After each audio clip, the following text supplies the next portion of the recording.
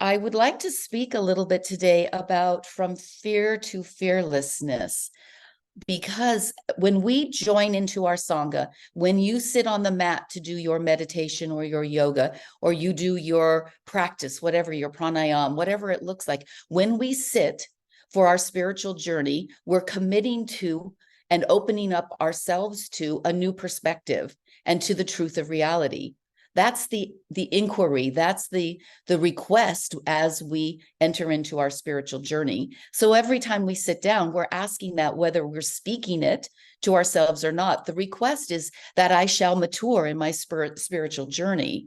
We don't know what we're going to see that day, that month, that year. That includes ourselves. We don't know who's going to show up on that cushion that day. Sometimes the person who wants to do the yoga shows up. Sometimes the person who's a little restless shows up. Sometimes the part of us that has a deep concern and a worry shows up and finds it difficult to actually participate in our practice. But we have an opportunity each time we sit to see who's showing up and to take a deeper look, an honest look at ourselves of where we are in this journey of unfolding. So all of us are moving on this journey in our own trajectory at our own pace with the pieces that are unique for us. But as we choose to be in this journey, we've chosen to be part of a Sangha, we've chosen to have a practice, whatever it looks like, we're making the choice to stay on that path. And so the honesty of this journey is what we sit with. The honesty of how is my discipline working for me now? Where am I working with my habits, my habituations that I'd like to amend or change or drop? Where am I being honest about what is working for me and what isn't in my life? So without this honesty, it's very challenging for us to stay on the path, because what we really are doing is just coating ourselves with some of these layers that we were speaking about, that this morning Karen and I were speaking about the layers that come over us as we go through life. We add layers to protect ourselves, and they may be habits, they may be belief systems, but we add them when we need them, and then we forget to take them off when we don't need them. Now we're in a stage where we're on our spiritual journey. There are many of those habits and beliefs and old patterns that don't serve us any longer and that we can let go of. But it requires us going to the edge of who we are. And this is what we see when we sit on the mat or the cushion, or we do our pranayama, or whatever practice we're doing. When we're doing that practice is when we have the opportunity to really look at ourselves honestly and say, where am I still not going down the path I want? Where have I not released some of these layers that no longer serve me? I don't have to hold them. The fact that I needed to protect myself when I was 12 or 15 or 30 or whatever it was, or the fact that I needed to have some sort of security that I found through this one behavior because my situation required it, is no longer true. So now I can let go of it. So that deep honesty of really shedding those layers by shining the light on ourselves. And that's what we do when we sit on the cushion. So we do this, we talk about seeing through the veils of untruth. This is why we chant asatoma when we have our gathering. We're asking to see through the veils. We're asking that truth be illuminated for us. This is our desire. We're requesting for that in our life. Now we have to step up to it. So as we're learning this fearlessness of allowing ourselves to let go of layers, we're cultivating a bravery in ourselves. And this bravery is not just about our spiritual journey. It's about whatever comes in front of us each day.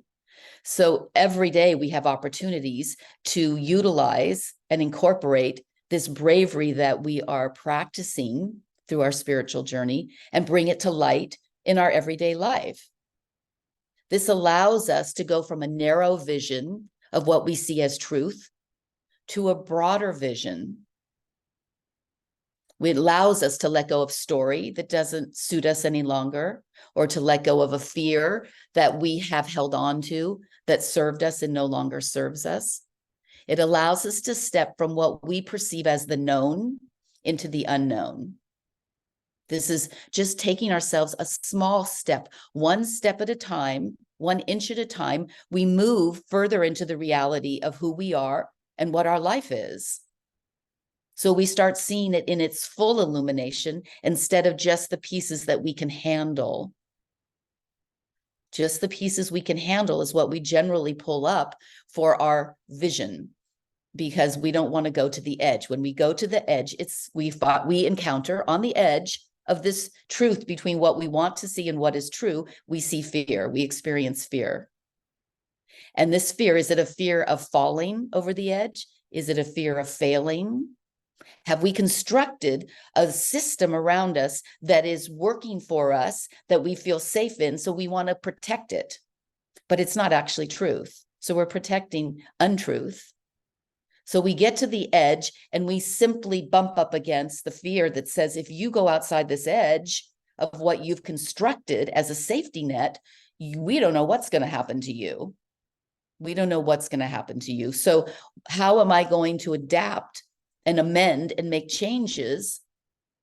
Or am I going to simply be a creature of habit and say, I feel safe, I'm going to stay inside of this cocoon I've created?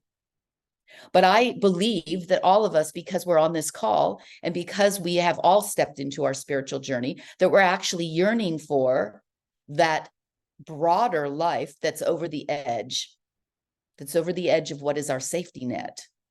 Because we set that net up based on whatever emotions and whatever situations have come up in our life. We set it. Nobody else set it for us. We set what that boundary is.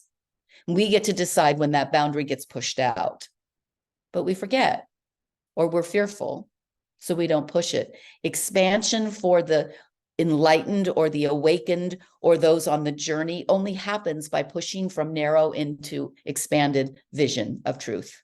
There's no other way to get there. We can't get there through a construct that doesn't hold truth in it. And where can we start first with that is with ourselves. Then we can move out into the world as to what we see and what we experience. But we have to learn that through our own experience. It's not something that someone can tell us. The only way we truly understand and experience moving through whatever is challenging for us is for us to take the steps. And how and when and the pace is very unique for each of us. But if we stop on that edge, where we start to face fear and we feel a little uncomfortable, that's the best place to be, is when you feel a little uncomfortable about a situation. Yahoo! You've gotten to the place where you're starting to step over into the expanded space that says there are many solutions and possibilities in this, and the truth that you've held as truth is only partially true. It's not completely true. So this is where we want to move from fear to fearlessness. We want to step across that line because this is our liberation. We want to be liberated. This is what we're asking for by sitting on the cushion, engaging in your process of spiritual evolution and maturation. You're asking to be liberated. You're choosing. You're not getting on the cushion and going, keep me small, keep me safe, keep me not thinking outside of the lines. No, you're asking to be expanded. You're asking to step into a realm and into a dimension that is that beyond that which we experience every day. That's our request. To stay fully awakened, one has to be open to all situations, all relationships, all possibilities that show up. We can't just pick and choose the ones that are comfortable. And we need to be able to do that without contraction or collapse. This is where we step from fear into fearlessness. We don't have to collapse because it's uncomfortable. We can find this path right in front of us, moment to moment, and practice on the small things.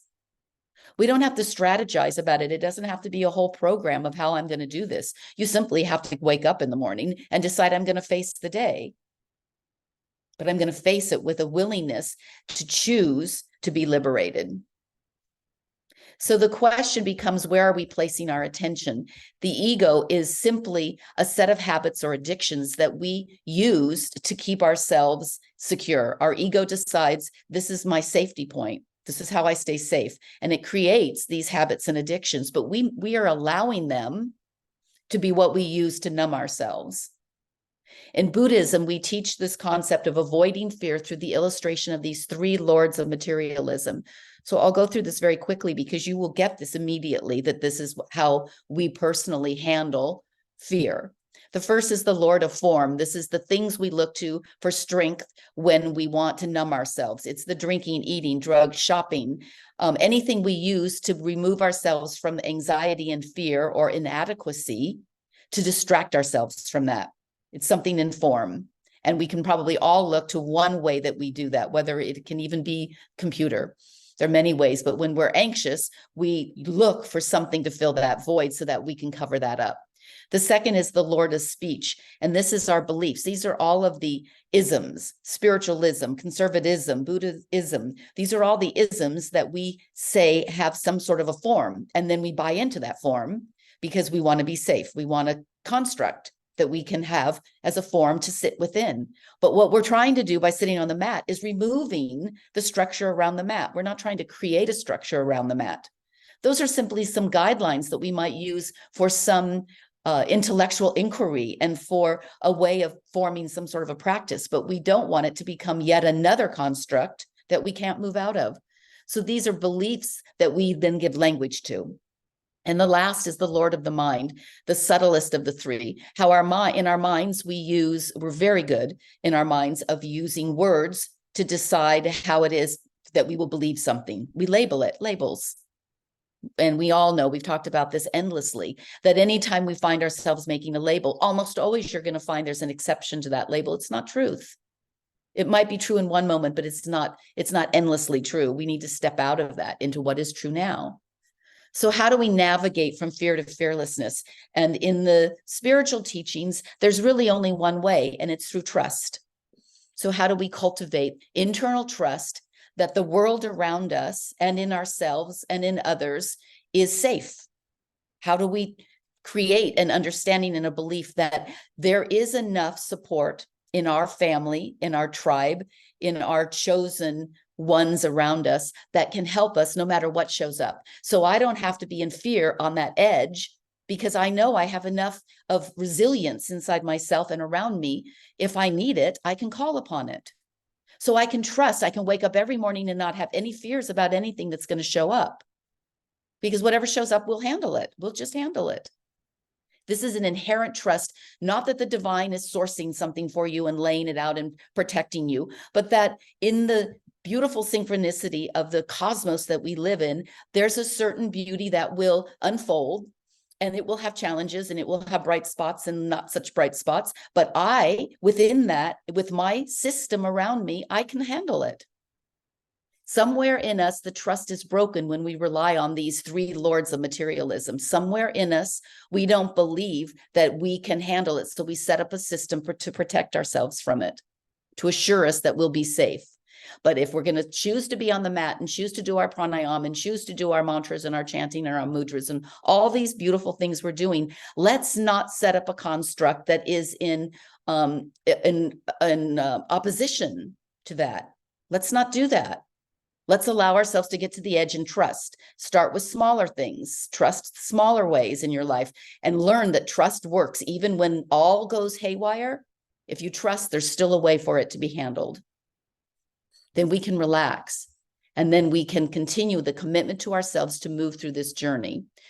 We're choosing to travel from fear to fearlessness. It's not being forced upon us. We're choosing it. We're choosing it as our liberation. So today's and this week's mantra is, I can practice being fearless. I can practice being fearless. I'm going to post this because it's a practice also. And we deserve to have fearlessness as our guiding light rather than fear for everything, small things and big things, everything.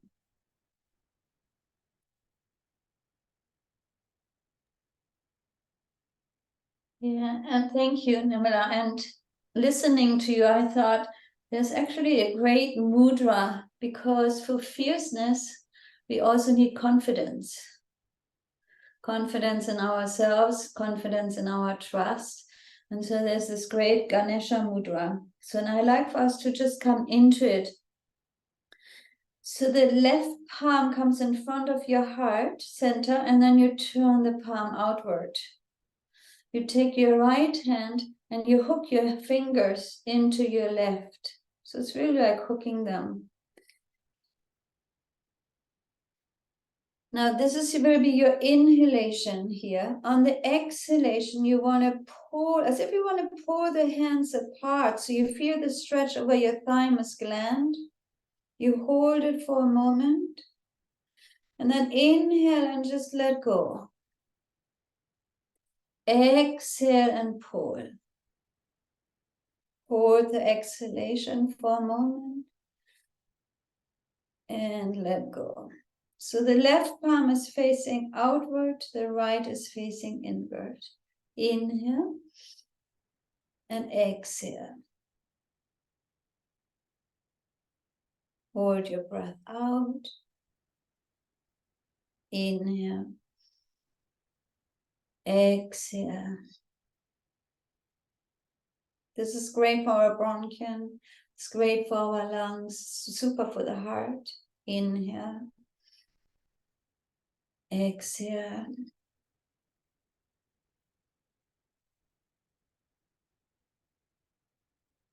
Last 3 times.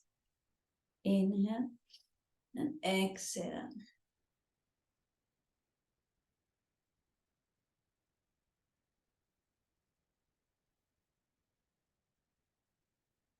Keep going.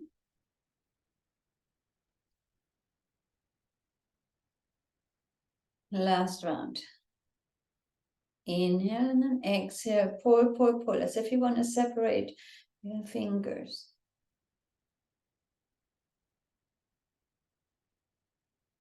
Good, and then let go. Rest your hands for a moment onto your knees, palms facing up.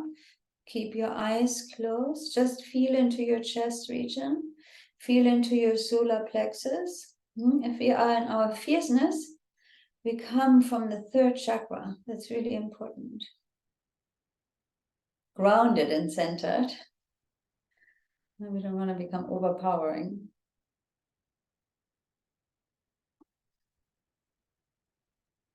Good, and then we form our fingers into claws. And you hold this. So you have a lot of tension in your fingers. And you inhale, and then you go. You keep your eyes open. Bring your fierceness through your eyes.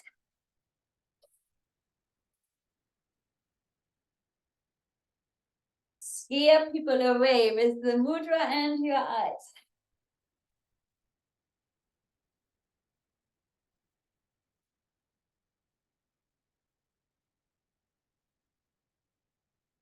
Open your lungs and your chest.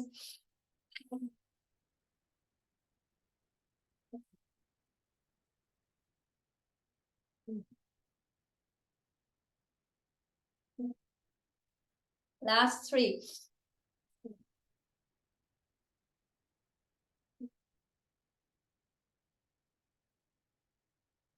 And bring your mudra. Keep the fingers like claws. Bring it back onto your knees. Keep the mudra, eyes closed. Feel back into your chest and solar plexus.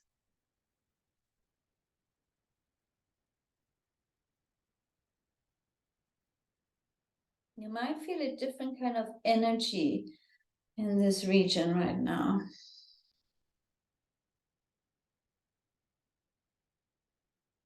Now, turn your palms around, relax your mudra. Put your fingers around your knees, lean a little bit forward, keep your eyes closed, stick out your tongue, all the way, pant like a dog. Clear your throat. I think we did it last Saturday, but it's important if we want to be in our fierceness that we have the capacity to speak up.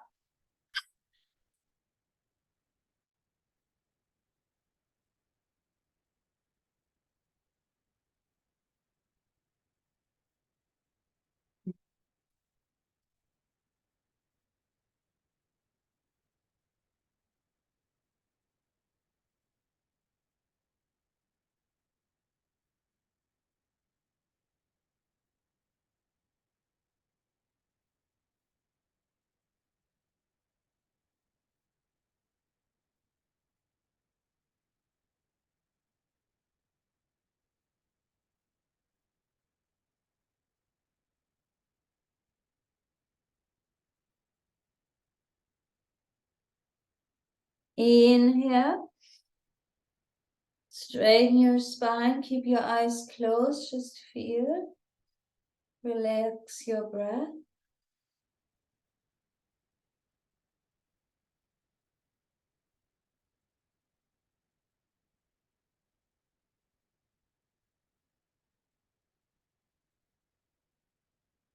So we open our eyes. We make fists. The thumbs are inside. The fists face each other. And then you inhale. You bring your elbows back. Exhale forward. And use your fierceness through your eyes. So we keep our eyes open. Find something you want to gaze at. And then use the energy from all the chakras to make a point just through your eyes. Inhale.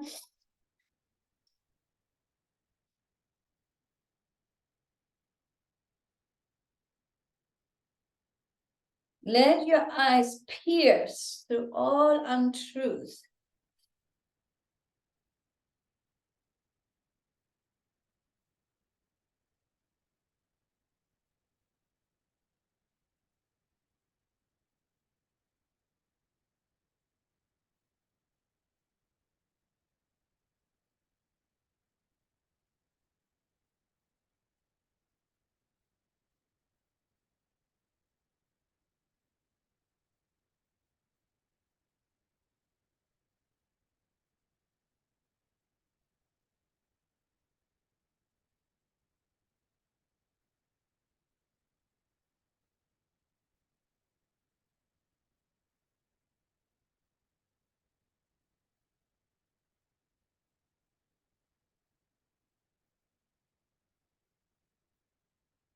Inhale back, keep your eyes open.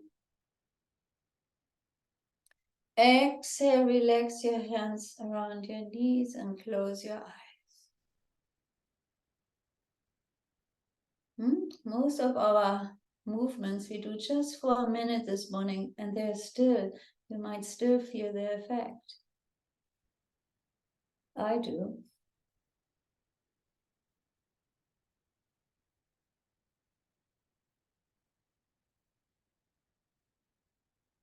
So we come back to fists, and we want to use the punching motion. We cross in front. So that's my exhale. Inhale, exhale, inhale, exhale. Use all your power this morning.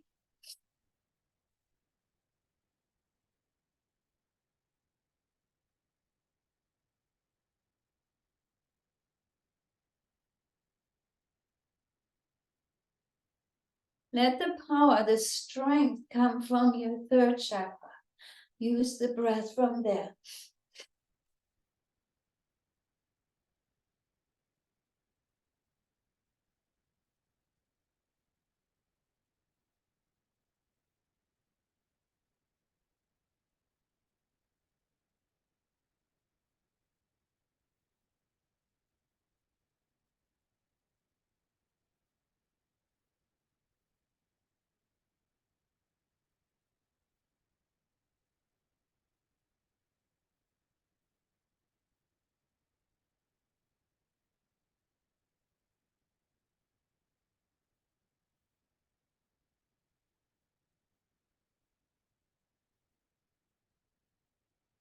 And rest. Bring your hands back onto your knees. Close your eyes.